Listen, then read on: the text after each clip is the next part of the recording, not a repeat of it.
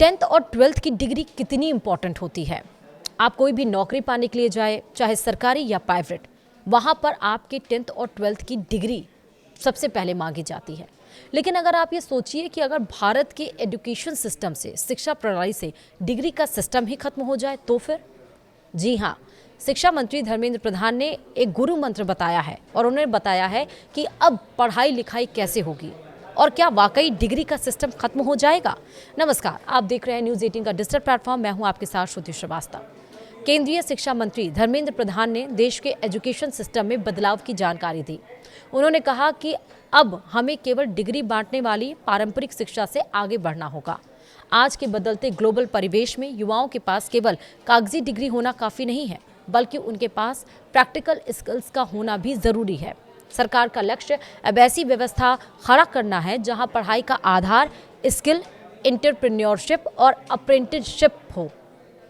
शिक्षा मंत्री ने इस बात पर जोर दिया कि लंबे समय से हमारी शिक्षा पद्धति केवल किताबों और परीक्षाओं के इर्द गिर्द घूमती रहती है।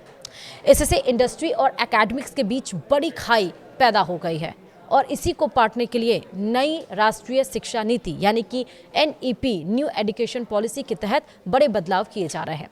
धर्मेंद्र प्रधान ने जोहो जैसे सफल मॉडल और TCS जैसी बड़ी कंपनी का उदाहरण देते हुए बताया कि कैसे टैलेंट को परखने का पैमाना बदल चुका है। शिक्षा मंत्री ने स्पष्ट कर दिया कि अब शिक्षा का उद्देश्य केवल क्लास में बैठना नहीं, बल्कि इंडस्ट्री की वास्तविक ज़रूरतों को समझना है। उन्होंने चेन्नई के जोहो एजुकेशन मॉडल की सराहना करते हुए कहा कि वहां छात्रों को किताबी बोझ के बजाय सीधे स्किल सीखने पर फोकस कराया जाता है। जब छात्र पढ़ाई के दरमियान ही काम की बारीकियों को सीखते हैं तो वे भविष्य की चुनौतियों के लिए बेहतर रूप से तैयार होते हैं। वहीं TCS जैसी बड़ी टेक कंपनियां अब ऐसे युवाओं को ढूंढ रही हैं जो इनोवेशन कर सकें। धर्मेंद्र प्रधान ने कहा कि इंडस्ट्री अब केवल सर्टिफिकेट नहीं मांगती, बल्कि वह सॉल्यूशन चाहती है।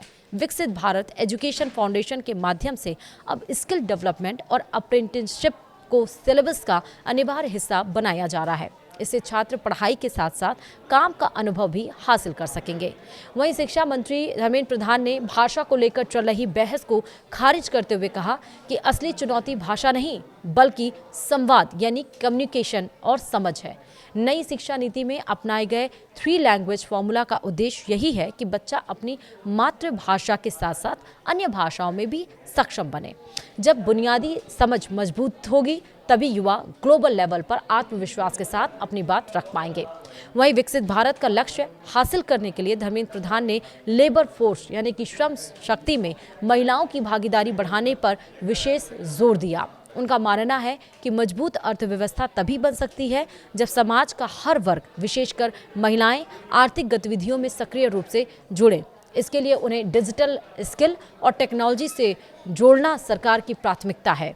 वहीं ड्रोन टेक्नोलॉजी का उदाहरण देते हुए शिक्षा मंत्री धर्मेंद्र प्रधान ने बताया कि कैसे मॉडर्न स्किल्स कृषि जैसे पारंपरिक क्षेत्रों को भी बदल रही है।